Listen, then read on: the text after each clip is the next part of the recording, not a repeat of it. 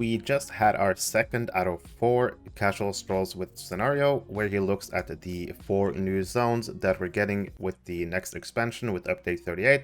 And in today's stream, he looked at Outer Gondor, but in the very beginning, he showed something that he kind of forgot to show on the previous stream. And to show that thing, I want to go on the live game first. This is me on my hunter in the live game. I'm way up north in Lower Lebanon in King's Gondor, in Furuk-Sahar, which is kind of the dwarf establishment that they've established in the new King's Gondor. So all the way up here in the north. You might have been here when you were questing through the zone. There is a stable master connected to this area, but these gates are closed. You're not able to enter through these gates. And the thing that Scenario showed on his stream, let me get an image up right here. As you can see, same location, but the gates have now opened. So whenever we get the next expansion, the gates will open and we'll see more of this little dwarf encampment slash fortress. And I would say that inside it looked pretty cool.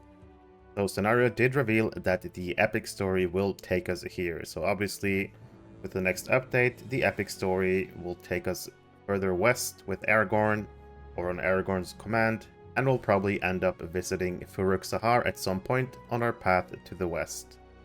So update 38, this gate will open, you'll be able to explore more of Furuk-Sahar, and the epic story should lead you to this location.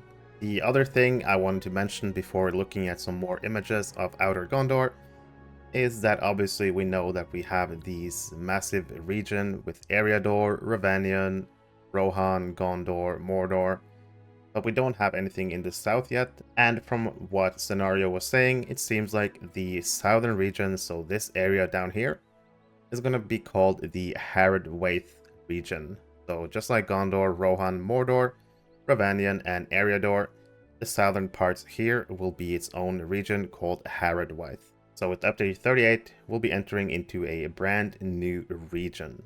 And speaking of that region, one of the very last things Scenario did on the stream was going to Lond Kirion. This is a little town in Outer Gondor, and he actually talked to the dock travel or the boat travel. So obviously we know the boat travel will expand with this update, and this is how we're going to get to the Shield Isles and to Umbar. You can see here it's kind of hidden behind the logo at the top left, but it's obviously connected to somewhere else. In King's Gondor, there's 2 different travel locations. Then we have Halrax. So Halrax is a location in the Shield Isles. And we have Umbar and Umbar Baharbel. That sounds like the name of the city of Umbar or something. But of course, we can only speculate. Scenario did promise that Umbar was going to look massive and look great. That's probably what I'm looking forward to the most, is seeing the city of Umbar and see what it looks like. So those were the 2 initial things I just wanted to mention before going into some more footage of Outer Gondor, and where I kind of recap the stream a little bit and what Scenario talked about. So, like I already mentioned in the beginning of the video, he opened the stream by showing the Furuk-Sahar, where their gates have opened, and we're gonna get there with the epic story. But after that, he started heading into Outer Gondor. And we know that Outer Gondor is split into 2 major zones. The first one is Anfalas, and the other one is called Peneth Gillin. And it seemed like the first one, the Anfalas zone, was more of a coastal, flat area, while Peneth Gillin was more hills and valleys, with a lot of changes to the terrain, a lot of hills to climb, really uneven terrain, but I really liked the look of it.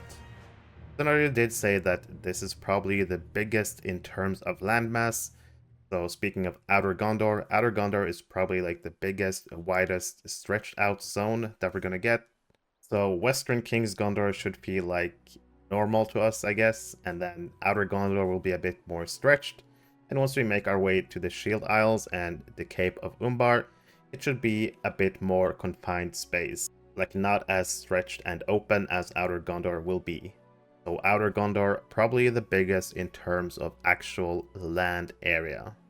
Scenario also mentioned that they wanted to add villages, and they kind of wanted these villages to feel like remnants of Gondor, not as big as Dol Amroth, for example, because obviously we're really far out to the west, and it's going to feel a bit more remote, so you're not going to see a big grand city like Minas Tirith or Dol Amroth, but there should be some relatively big villages or small towns.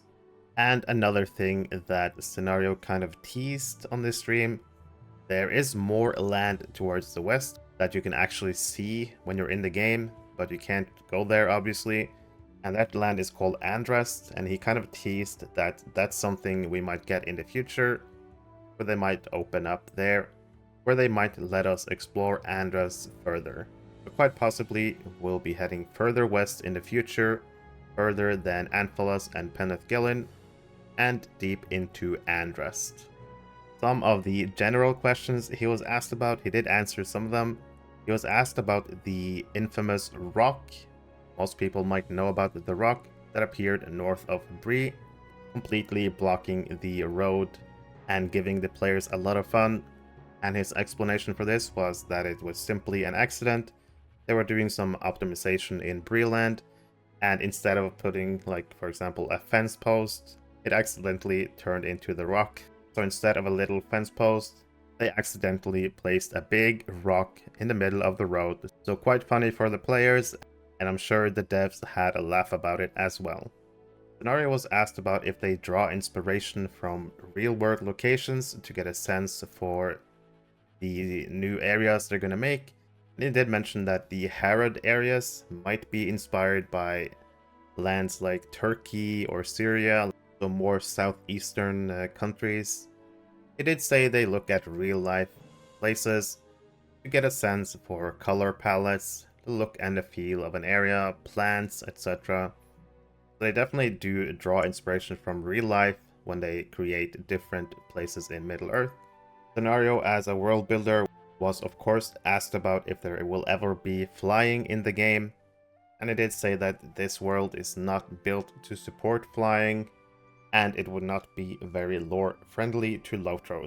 So for anyone wanting flying mounts, that's probably never going to be a thing in LOTRO ever. He was asked about if there was going to be meta deeds. He said, I believe so, because we usually do those.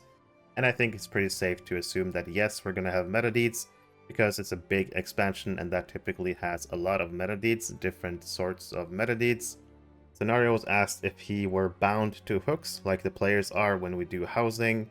They kind of laughed at that question and said, no, that's part of the fun. I can do whatever I want. So when the devs are creating stuff, they're not really doing it like the players do housing. And Scenario was also asked about if he's involved in instances for Umbar. So any 3-mans, 6-mans or raids that are coming up, is he involved in any of those? And his answer was that he is involved in making the raid space. He's going to have a meeting about it tomorrow, so we now know that Scenario will be involved in making the space for the raid. And when he talked about instances, he said that it's not like creating a normal landscape, because they will usually get a rough outline for what the instance creators want, like the designers of the mechanics and the boss fights and all of that stuff. They will get like a rough outline what they want, and then they will create the instance space from that information. So this week was Outer Gondor, and next week will be the Shield Isles. So we'll get to see the Shield Isles for the first time, and I will of course be covering that in a recap as well. If you enjoyed the video, please consider dropping a like and subscribing, as it really helps out the channel. And if you like LOTRO, I would really recommend joining my Discord servers. You can also support me directly through my Ko-fi website. If you're playing or looking to play Lord of the Rings online, there is one place you need to be.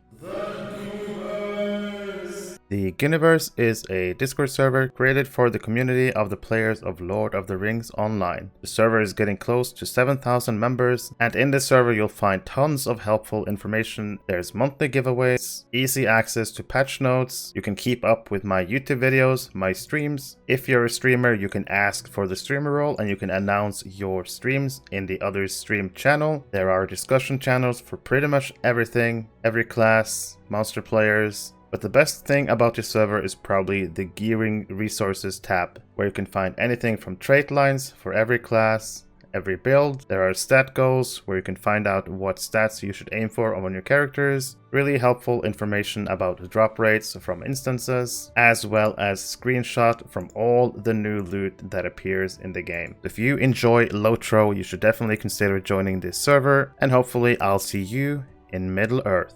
If you were part of the Ghyniverse already, you might have noticed that another tab appeared at the top, the LFF server. This server is a brand new server that I created, the LFF Ghyniverse. In this server, you can select which servers you want to keep up with, and once you select your server, say you select Arkenstone, you will see the LFF, the kinship advertisement, looking for kinship and trade channels, and there's also voice channels if people want to use those. The LFF channel is basically a looking for fellowship channel where people can post if they need players for the runs, and this way people don't have to be logged into the game to see the chat, they can just instead get a notification on their Discord. There's also a kinship advertisement page where kins can post their kinship advertisement and have people join their kins, and you can also post in the looking for kinship chat if you're looking for a kinship, but make sure to take a look in the kinship advertisement first and look through all the kin to find a suitable kin for you. There's also a trade channel if people want to buy or sell stuff that you can use. Hopefully you'll consider joining this server to bring the community even more together, not just in the game, but also outside of the game.